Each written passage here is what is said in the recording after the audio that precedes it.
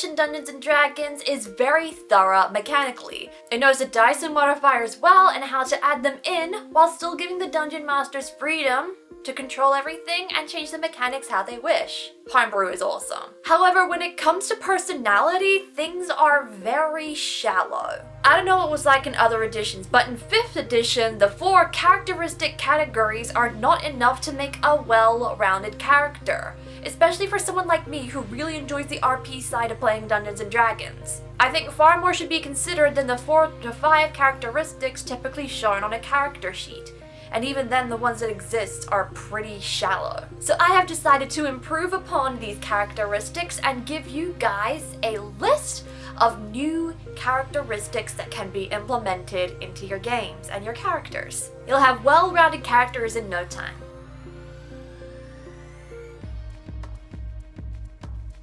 Personality traits I find to be the weirdest and the least defined out of all the characteristics in 5th edition. This is due to how broad they can go. Take the suggested acolyte traits. They include ways of thinking such as I am tolerant or intolerant of other people's beliefs. Quirks like I quote or misquote sacred texts in any given situation. And habits like I have enjoyed fine accommodation amongst my temple's elite.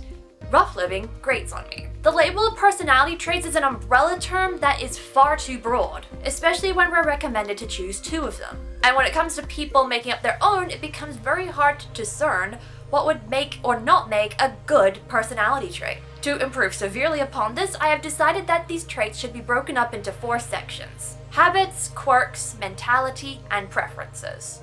Let's go through them now.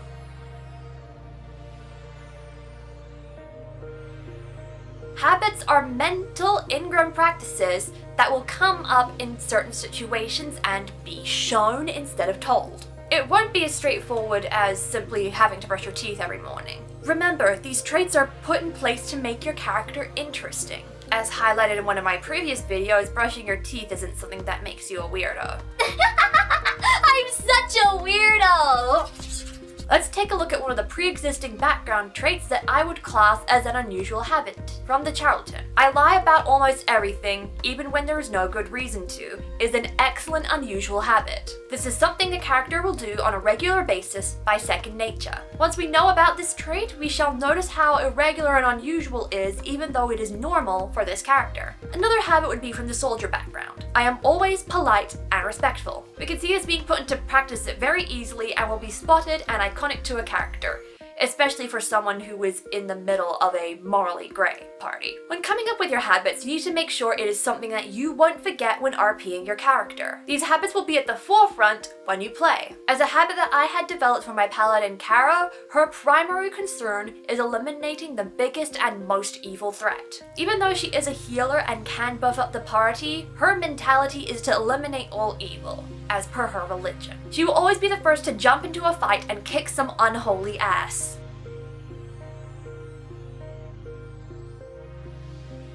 Quirks follow a similar line to habits, but they are a lot more niche. While a habit can be for a behavioral reason, a quirk is just there. Like what somebody might do in the middle of class when they're bored. Do they doodle, or are they flipping their pen around their fingers? Fittingly, there is an outlander trait which is similar. I'm always picking things up, absolutely fiddling with them, and sometimes breaking them. This is a perfect example of a quirk.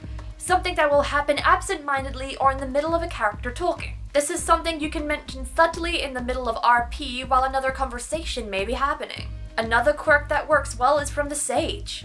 I use polysyllabic words that convey the impression of great erudition. Or more simply, I use long and complicated words to show that I'm smart. This is a constant quirk. When you think of a quirk, it needs to be something that needs to be done when your character is in a certain mindset. It could even be a quirk that they have when they are lying. If you're doing RP at a table, this can even be something that you do while you're acting. A quirk from my sorcerer Zara is using minor illusion just to numbly entertain herself or emphasize a point when she is talking. She loves to use fireworks to express sarcastic celebration around someone's head, for example. This quirk even got her into trouble when she went into a town who was afraid of magic.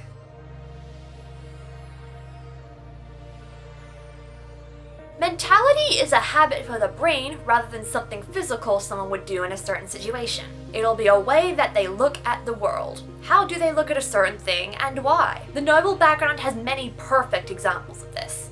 No one could doubt by looking at my regal bearing that I am a cut above the unwashed masses. This says your character has a vain mentality and likes to show it off.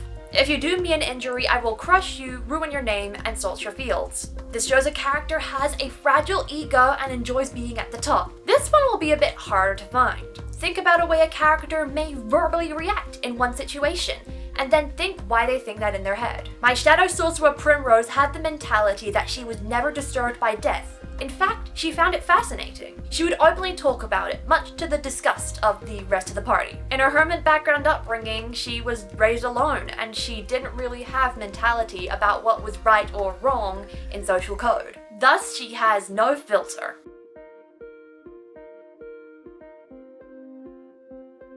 When given an option, maybe in a broad sense, your character will have preferences, one thing that they'd rather do to the other. Whether it's taking charge, fighting or fleeing, or how they'll get their hands on a very valuable item, this is what we're talking about. For instance, an entertainer who gets bitter if they are not the center of attention. They have a normal, and anything against it they would revolt over, even if it was insignificant in the grand scheme of things. You need to make sure your preference is very strong. Another example would be the artisan trait. I don't part with my money easily, and I will haggle tirelessly to get the best deal. They'd rather keep their money rather than spend it all on a great product as they are looking for a bargain. Think about a normal that your character has and an opposite state of that.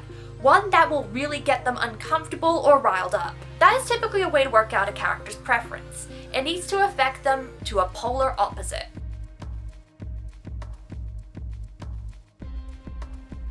Ideals are the morals that a character has, and it often aligns with their alignment.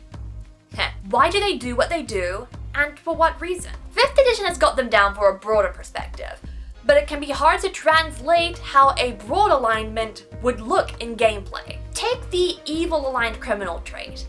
I will do whatever it takes to become wealthy. We don't have a feasible length for whatever it takes. To refine this more, we could say that they would kill to gain a great fortune of a king, or they will put themselves in very big amounts of danger just for the chance of stealing a dragon's entire horde. Putting the existing ideals into a more specific niche will better help out how your character will play. For instance, my bard Ariavari, she has got the ideal of honesty.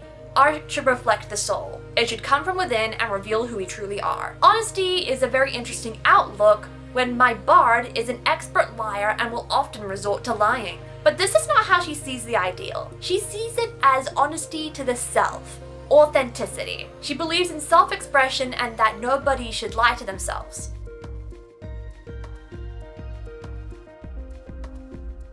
I like the implementation of bonds. This really helps a DM tie a character into a world and a player work it out as well. Your bond gives you something that you care about outside of your party. It can be what drove you to adventuring or what is at stake if you fail. It can even define your entire character and their arc. Bonds can tie you to a campaign in 3 ways: a personal relationship, a reputation, or your craft. Craft is a good bond to have for an ambitious character. There is something behind perfecting their craft that they need to be able to achieve in order to become valuable in their own eyes or in someone else's eyes. If your bond is in reputation, what needs to be upheld? Is it redemption in terms of your mistakes? Is it living up to your god? And of course the personal relationship. The relationship defines who your character is at the start of the campaign.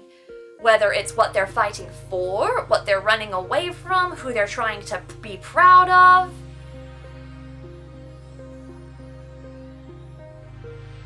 One thing that needs to be noted with flaws is that it relates to your personality. While your statistics cover your physical strengths and weaknesses, your flaws cover your weaknesses up here. Your flaw has to hinder your character. It is something about their personality that stops them from being their best self. And they don't even have to see it themselves. One example that many go for is the alcoholic route. It's understandable, because when you place someone under the influence of alcohol, you take their personality and bring it to a 130%. And when you're an alcoholic, this is basically 70% of the time. While that is fun, I never consider it a main flaw of one of my characters. Scandals, lack of faith, and recklessness are flaws that I like to use. But what needs to be kept in mind is that not all flaws will be overcome. Some will just stay. And I personally find that more interesting because it's never fun to play a perfect character. There's no room for growth when all you're doing is min-maxing, just saying.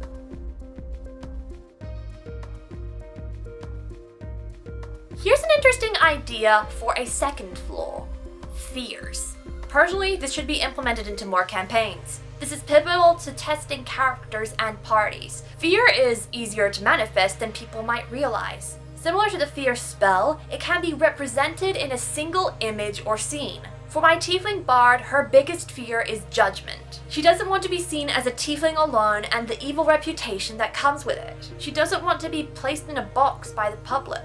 This is a concept but can be easily visualized through hate crime, for instance. Compare that to my Pacted the Fiend warlock. Her biggest fear is her patron. She's afraid of what might happen if she disobeys him. Her fear can just as easily be visualized by being punished by her archdevil patron. And you don't need to go deep when initially coming up with it. If you can describe their fear coming to life in a single image, you got yourself a good starting point. From there, you can go into the depth of why it will make them afraid. And there we go. Those are my revised versions of the 5th edition characteristics.